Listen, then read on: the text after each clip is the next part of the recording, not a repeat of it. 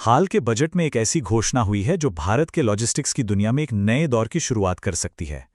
हम बात कर रहे हैं दनकुनी सूरत डेडिकेटेड फ्रेट कॉरिडोर की। अब ये सिर्फ एक रेलवे लाइन नहीं है। समझिए, ये देश के पूर्वी और पश्चिमी औद्योगिक किनारों को जोड़ने वाली एक नई आर्थिक धमनी है। आइए समझते हैं कि ये प्रोजेक्ट इतना अहम क्यों है। ये सवाल सुनने में थोड़ा अजीब लगता है ना? पर भारत का रेलवे नेटवर्क अब इसी हकीकत की तरफ कदम बढ़ा रहा है। ये जो नया फ्रेट कॉरिडोर आ रहा है, ये माल ढुलाई की रफ्तार और परिभाषा दोनों को हमेशा के लिए बदलने वाला है। देखिए, आज के हालात और भविष्य की तस्वीर में जमीन आसमान का फर्क है। अभी क्या होता है, एक ही पटरी पर पैसेंजर ट्रेन भी चलती है और मालगाड़ी भी। नतीजा, भयंकर भीड़, देरी और मालगाड़ियों की कछुआ चाल, महज 25 किलोमीटर प्रति घंटा। लेकिन ये नया कॉरिडोर एक डेडिकेटेड रास्ता होगा, सिर्फ और सिर्फ मालगाड़ियों के लिए। यहाँ ट्रेनें बिना किसी रुकावट के 100 किलोमीटर प्रति घंटे की रफ्तार से दौड़ेंगी। और इस धीमी रफ्तार की वजह है हमारे रेलवे नेटवर्क का बुरी तरह से ओवरलोड होना। देश के जो सबसे जरूरी रूट्स हैं ना, उन पर क्षमता से 1.5 गुना ज्यादा ट्रैफिक है। मतलब ये एक ऐसा जाम है जिसमें सिर्फ सामान नहीं, बल्कि देश की तरक्की की रफ्तार भी फंसी हुई है। जब भी कोई मालगाड़ी साइड में खड़ी होकर पैसेंजर ट्रेन का इंतजार करती है, तो इसका असर पूरी की पूरी सप्लाई चेन पर पड़ता है। तो इस जाम को खोलने की चाबी क्या है? वो है ये 2000 किलोमीटर लंबा समाधान। दनकुनी से सूरत तक का ये ईस्ट वेस्ट फ्रेट कॉरिडोर सिर्फ एक नया ट्रैक नहीं है, बल्कि ये देश के लॉजिस्टिक्स नेटवर्क की एक तरह से डी बॉटलनेकिंग सर्जरी है। ये पूरब को पश्चिम से एक हाई स्पीड लिंक के जरिए जोड़ेगा।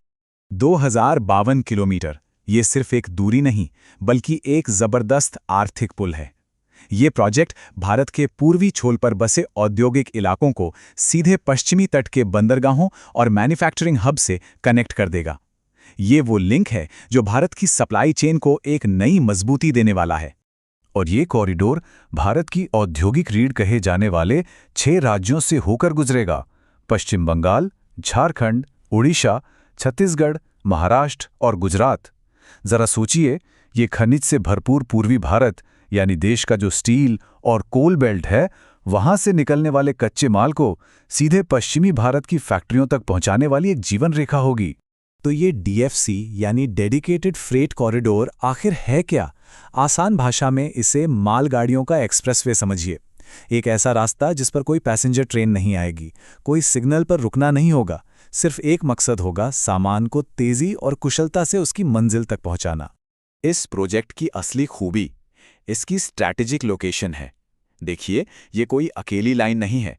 ये पश्चिम बंगाल के दानकुनी में ईस्टर्न डीएफसी और गुजरात के सूरत में वेस्टर्न डीएफसी को जोड़कर एक सुनहरा फ्रेट क्वाड्रिलैटरल बनाने की दिशा में एक बहुत बड़ा कदम है। ये वो अधूरी कड़ी है जो भारत के फ्रेट नेटवर्क को एक लूप में पूरा कर देगी। अब सवाल ये उठता है कि आखिर ये कॉरिडोर इतनी रफ्तार और इतनी क्षमता हासिल करेगा कैसे?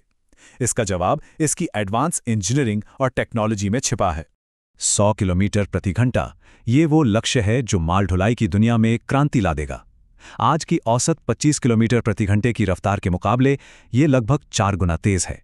इसका सीधा मतलब है हफ्तों का सफर दिनों में और दिनों का सफर घंटों में सिमट जाएगा। लेकिन देखिए, रफ्तार के साथ सुरक्षा सबसे बड़ी प्राथमिकता है। इसीलिए पूरे कॉरिडोर पर भारत में बना कवच सिस्टम लगाना अनिवार्य होगा।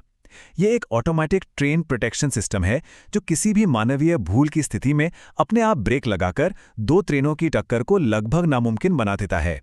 इस कॉरिडोर की ताकत 3 तकनीकी स्तंभों पर टिकी है। पहला, ज्यादा मजबूत ट्रैक जो 32.5 टन का एक्सल लोड सह सके, मतलब हर वैगन में ज्यादा माल।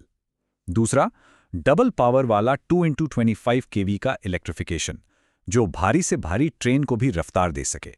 और तीसरा और सबसे जरूरी, जीरो लेवल क्रॉसिंग्स, यानी कोई फाटक नहीं होगा, सिर्फ ओवरब्रिज और अंडरब्रिज होंगे ताकि ट्रेनें बिना रुके अपनी मंजिल तक पहुंचे।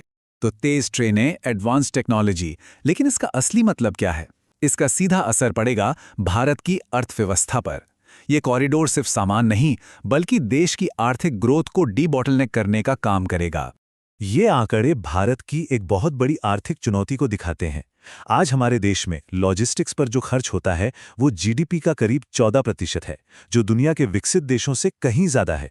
इस कॉरिडोर जैसे प्रोजेक्ट्स का लक्ष्य इस लागत को 10% से भी नीचे लाना है, और जब सामान को लाने ले जाने का खर्च कम होगा तो जाहिर है मेड इन इंडिया प्रोडक्ट्स दुनिया भर में ज़्यादा प्रतिस्पर्धी बन पाएंगे। रेलवे के अधिकारियों का भी यही मानना है कि ये कॉरिडोर सिर्फ एक ट्रांसपोर्ट लिंक नहीं है, ये पूरब और पश्चिम के बीच एक वाइब्रेंट इकोनॉमिक आर्टरी की तरह काम करेगा, जो खादानों से कोयला और स्टील सीधे फैक्ट्रियों तक और फैक्ट्रियों से तैयार माल सीधे बंदरगाहों तक पहुंचाएगा। और हाँ, इस प्रोजेक्ट का एक बहुत बड़ा फायदा आम रेल यात्री के सफ़र को भी बेहतर बनाएगा।